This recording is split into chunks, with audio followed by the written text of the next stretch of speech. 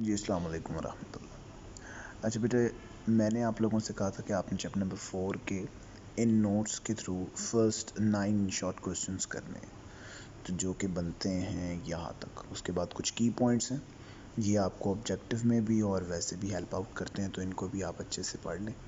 उसके बाद एक्सरसाइज है और एक्सरसाइज के बाद हमारे पास क्वेश्चन शुरू हो रहे हैं दोबारा से शॉर्ट क्वेश्चंस। पहला शॉर्ट क्वेश्चन जी आपके पास, differentiate between analog and digital signals.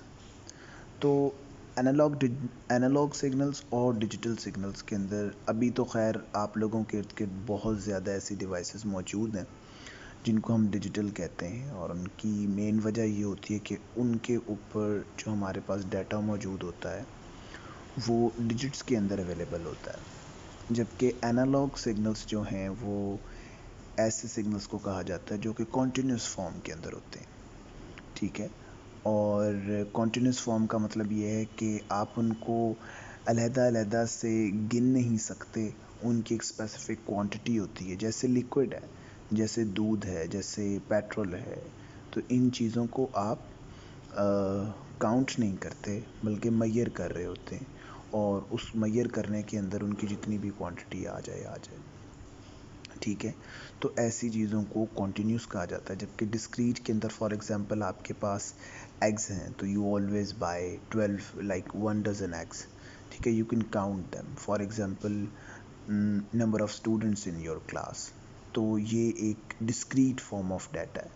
तो जो वैल्यूज़ आपके पास इस तरह में, इस शक्ल के अंदर आए कि आप उनको उनके दरमियान में अलहदा फ़र्क कर सकें बड़ी आसानी से, उसे डिस्क्रीट फॉर्म ऑफ डाटा कहते हैं। जबकि कोई ऐसा डाटा जिसके अंदर आप लोग उनके अंदर फ़र्क ना कर पाएँ, जैसे लिक्विड फॉर्म ऑफ डाटा होता है, तो उसको आप कॉन्टीन्यूस फॉर्म ऑफ डाटा कहते हैं। तो सबसे पहली बात तो ये है कि एनालॉग सिग्नल्स ऐसे सिग्नल्स होते हैं जो कि कॉन्टीन्यूस फॉर्म में होते हैं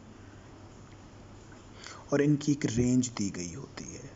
तो analogue signal is in continuous form, it varies continuously within a range as shown in figure। जैसे ये नीचे आपको एक नीचे ग्राफ दिखाया गया है, और इस ग्राफ के अंदर आप देख सकते हैं कि एक साइनोसाइडल वेव जा रही है, और उनके अंदर आप ये नहीं कह सकते कि यहाँ से शुरू होगी यहाँ पे ख़त्म होगी और इस तरह का सारा मामला, ऐसा नहीं है।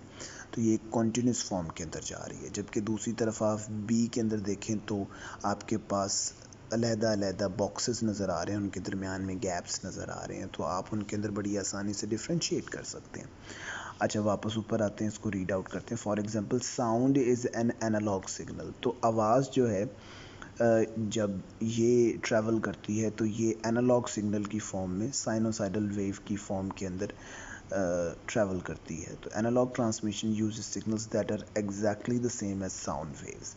तो इसी तरीके से जब हमने एनालॉग सिग्नल्स को एक जगह से दूसरी जगह मूव करना होता है, तो वहाँ पर भी हम क्या करते हैं, या हमने क्या करना है, वहाँ पर भी डाटा जो है हमारे पास एनालॉग सिग्नल्स का, वो इसी तरह मूव करता है जैसे नीचे दी गया ग्राफ है।